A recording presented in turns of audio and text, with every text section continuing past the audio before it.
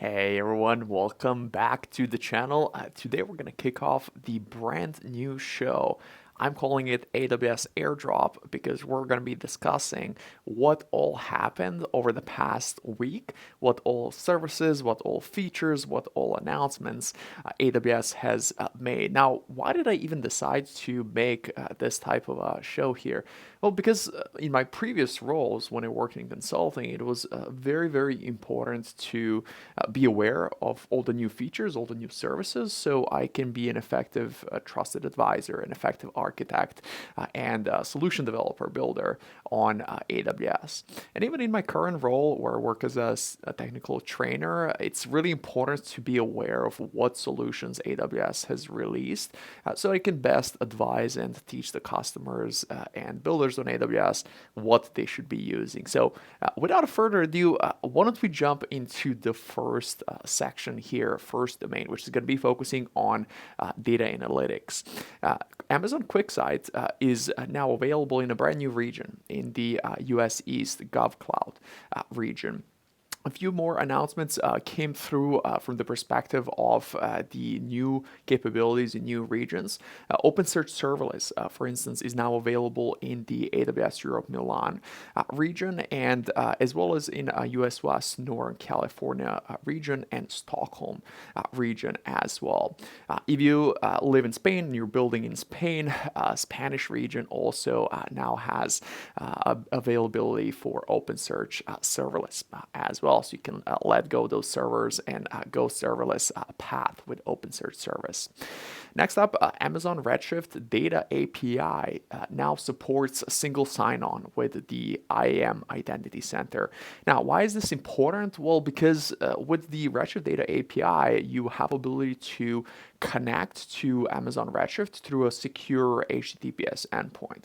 And historically, you had to perform that authentication piece through Redshift directly and maintain the credentials there. But now you don't need to do that anymore with this new announcement because this new single sign-on integration simplifies our identity management. And this way, we don't have to manage the separate database credentials for a Redshift cluster. That can be all done through the identities that we already have with our identity provider. And then lastly, Amazon Athena provision capacity, which allows you to have a reserved, dedicated capacity for your workloads, is now also available in Mumbai region. Next up, from the application integration perspective, we now have AWS Step Functions Workflow Studio directly available in the Visual Studio Code IDE. Visual Studio Code IDE is one of the most popular IDEs. It's my preferred IDE that I use for my projects. And now we have ability through the AWS Toolkit to visually edit, create, modify the state machines with step functions. So in a similar fashion to how you can sign into the management console and find the visual editor there. Now you can also do visual edits directly from within your local IDE, which is pretty cool. And this is a trend that we've been seeing around the AWS toolkit that runs in our IDEs, consistently expanding in the capabilities that it has. Originally, it was able to just list the resources across different services. Then there was the introduction of capabilities like being able to invoke and test Lambda functions locally, being able to review the CloudWatch logs directly from within IDE, and now you can also edit and create visually the state machines and step functions as well. Next up, we're going to talk about the business applications. So when it comes to business applications, Amazon Connect outbound campaigns now supports Brazil. Now, why is this important? Well, this now makes it easier to proactively communicate across voice, SMS, and email for use cases such as delivery notifications, marketing promotions, appointment reminders, or maybe that collection there.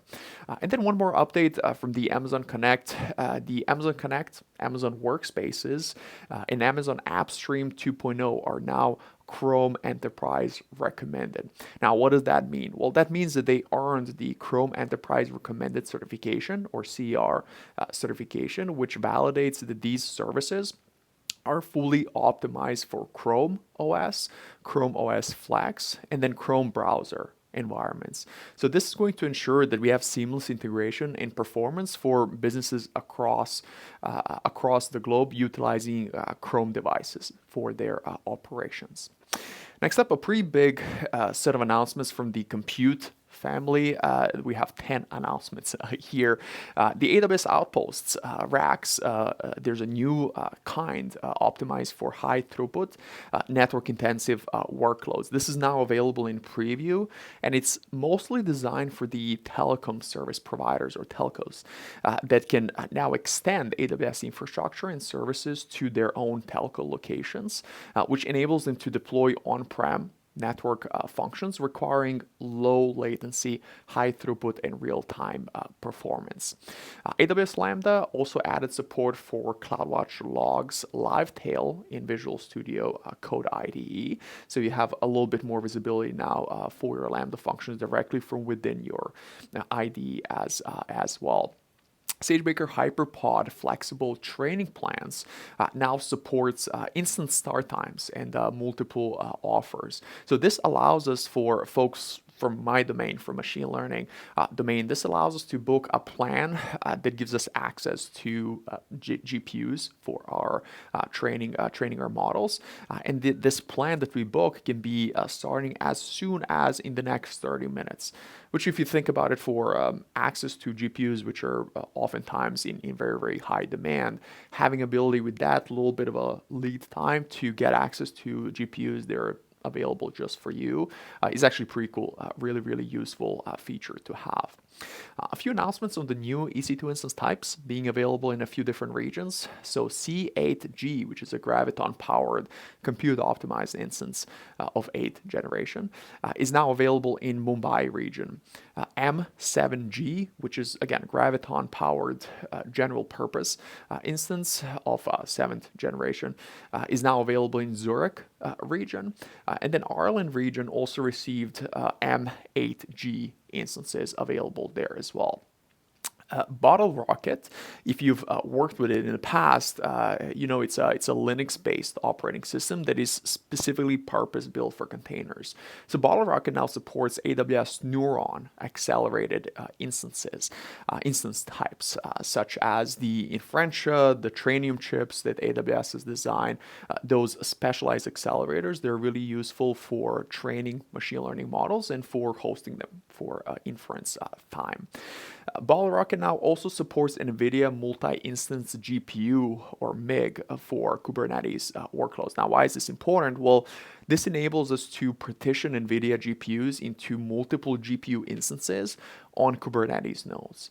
And this is really, really helpful for maximizing the GPU resource utilization by running multiple workloads simultaneously on a single GPU instance while maintaining that hardware level isolation between workloads. So in a similar fashion to how we utilize the hardware in the cloud by maximize utilization by spreading the workloads, there are different types across potentially the same hardware behind the scenes. Well, now with Bottlerocket, you have ability to maximize utilization of GPUs by having a single GPU be broken down into actually multiple GPU instances for different types of workloads. Amazon EKS, Elastic Kubernetes Service, now performs envelope encryption for all Kubernetes APIs, API data by default. And then lastly, the M7A, which is AMD-based general purpose EC2 instance type, is now available in Sydney region as well. Next up, for containers, we have just one update, and it's going to be focused on Bottlerocket.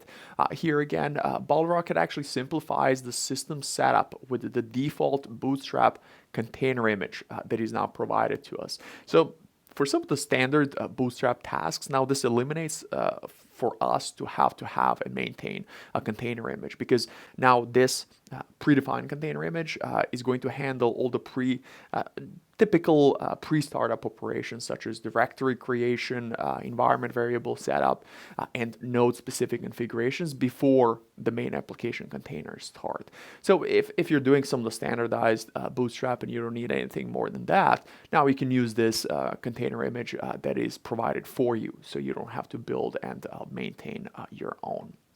Next up, from the database section, there's a quick update on Amazon Neptune database, which is now available in Malaysia region. And now we enter the developer tools updates. There's going to be a few interesting updates here, 4 in total. So first off, a few updates around AWS Code Build. AWS Code Build has added support for Node 22, Python 3.13, and Go 1.3. Code Build now also supports non-container builds in on-demand fleets as well.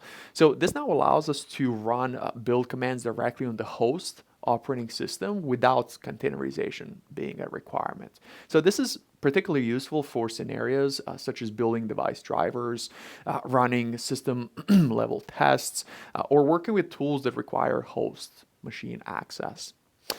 Next up, sharing of connections is now available in AWS Code Connections.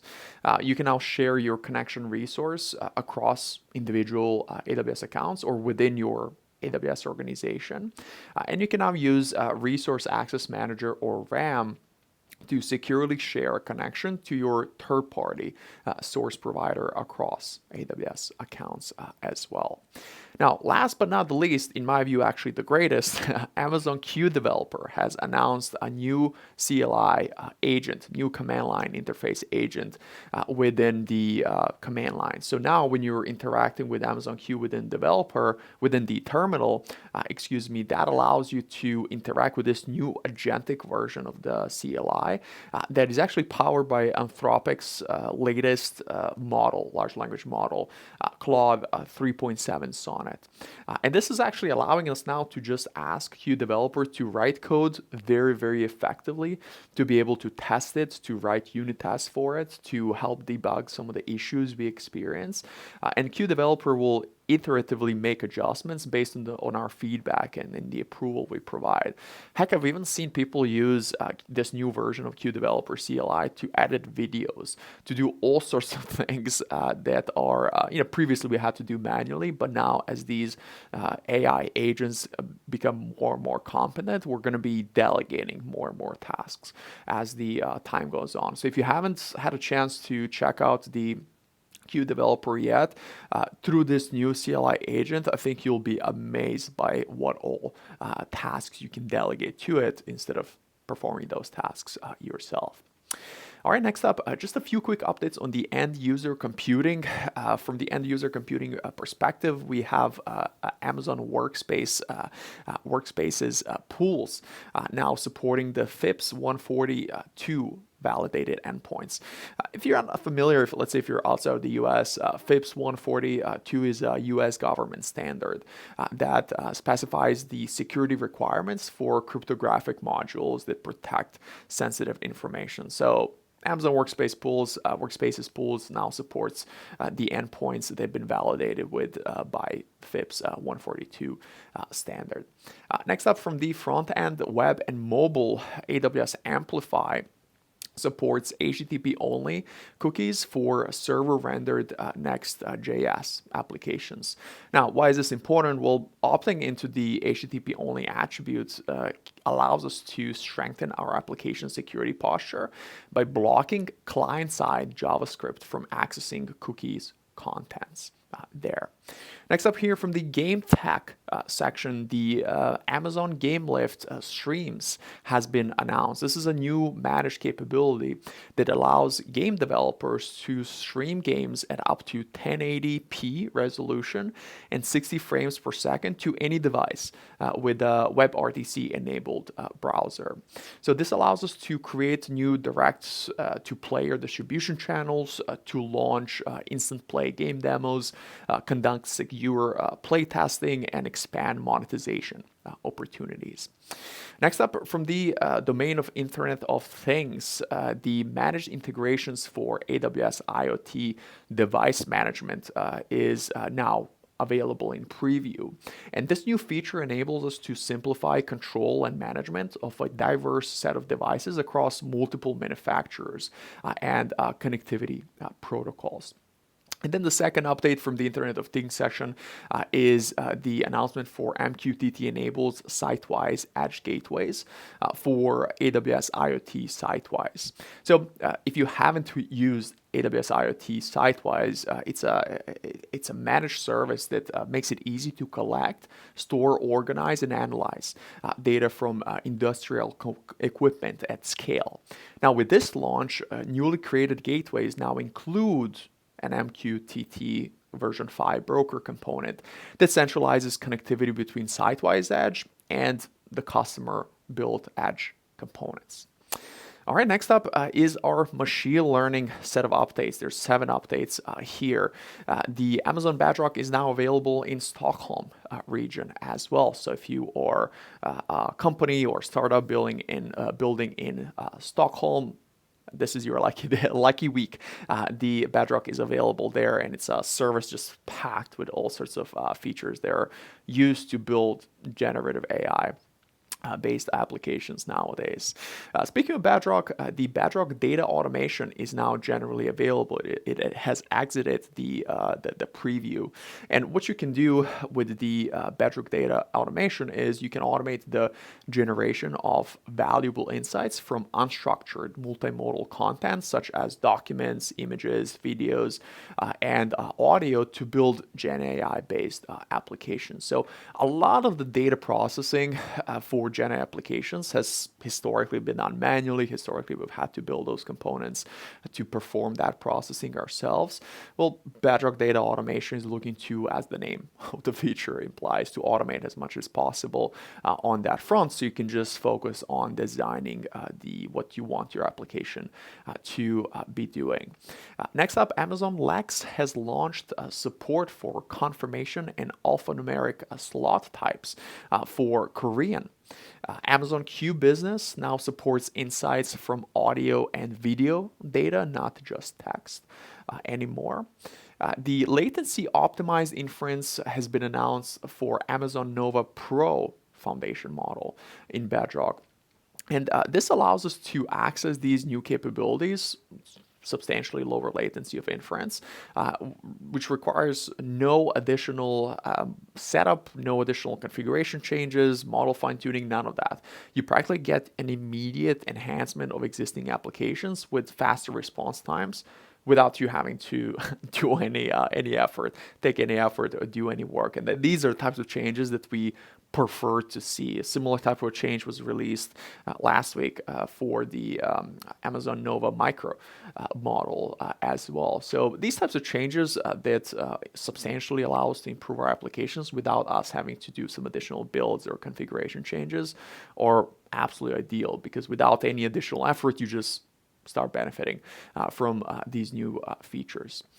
Amazon Bedrock knowledge bases now support GraphRag, and this is now generally available. So why is this important? Well, because GraphRag allows us to have more comprehensive, relevant, and explainable responses by leveraging these relationships within our data, improving how generative AI applications retrieve and synthesize information. So the support for GraphRag is now generally available within the knowledge bases for Bedrock.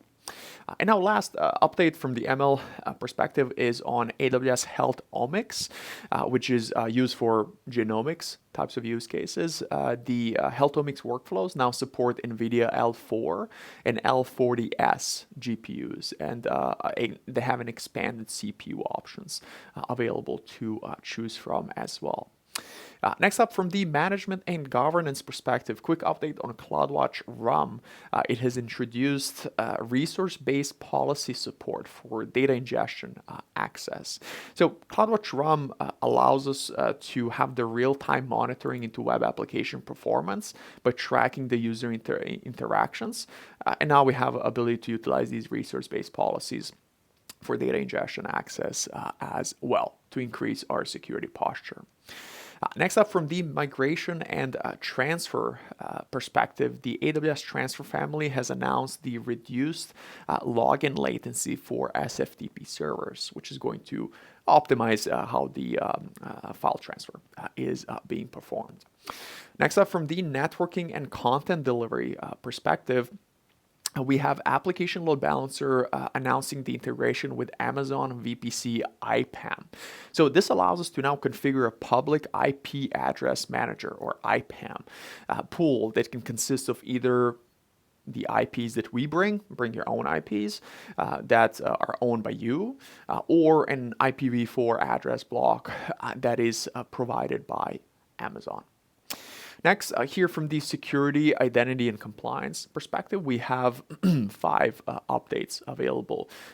First up being on Amazon Cognito. So Amazon Cognito now supports access token customization for machine-to-machine authorization flows. See, machine-to-machine authorization is commonly used for automated processes such as scheduled data synchronization tasks, event-driven workflows, microservices communication, or perhaps real-time data streaming between systems as well. Next update is on AWS Secrets Manager, increasing the API requests per second limit. Now, with the get secret value API, we have up to 10,000 requests per second now available, and the Scribe Secret API has increased the request per second rate to 40,000 requests per second. So this increased API limit is available at no additional cost or configurations from our perspective. Next up, IAM Access Analyzer now supports IPv6. It's not solely tied to IPv4 anymore. AWS Web Application Firewall is now available in 2 additional regions, Thailand and Central Mexico region as well.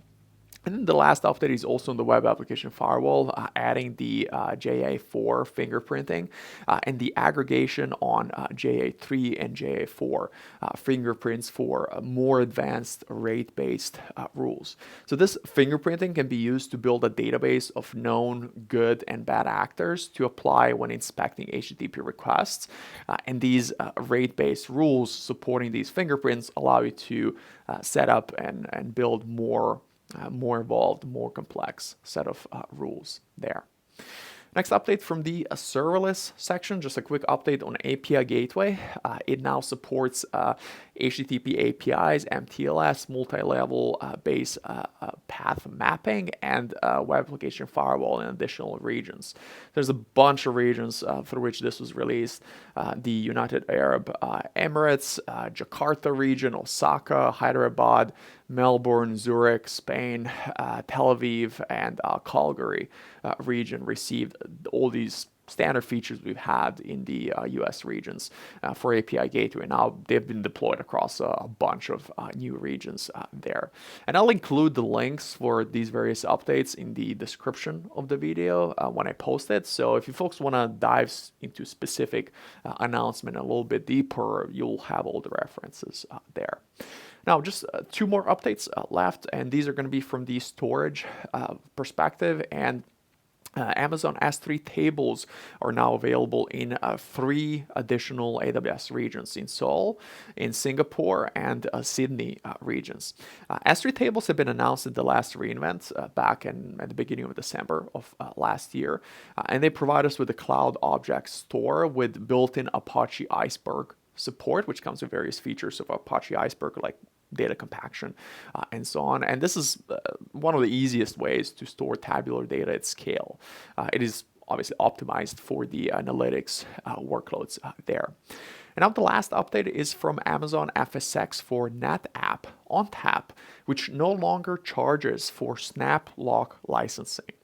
Now, if you haven't worked with this file system and with ONTAP in the past, SnapLock is an ONTAP feature that offers write once or read many protection or warm protection to prevent alteration or deletion of data for specified retention periods, which enables us to meet various regulatory compliance standards and improve our data protection posture.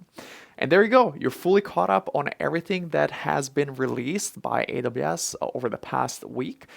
And this gives you a nice way to, maybe as you are commuting to work on Monday or preparing for work tonight, to just play it as you're walking outside, as you're doing something you enjoy doing more, and removes that need from you having to sit down and read all these things. I can walk you through them every single week. So we'll see. Let me know if this was helpful. If you appreciate and find these walkthroughs valuable, let me know in the comments. Like and share this video to let me know, because ultimately I want to be doing things that provide value. And if something is just not providing value to folks, I'm gonna stop doing it and try and focus on something else that is.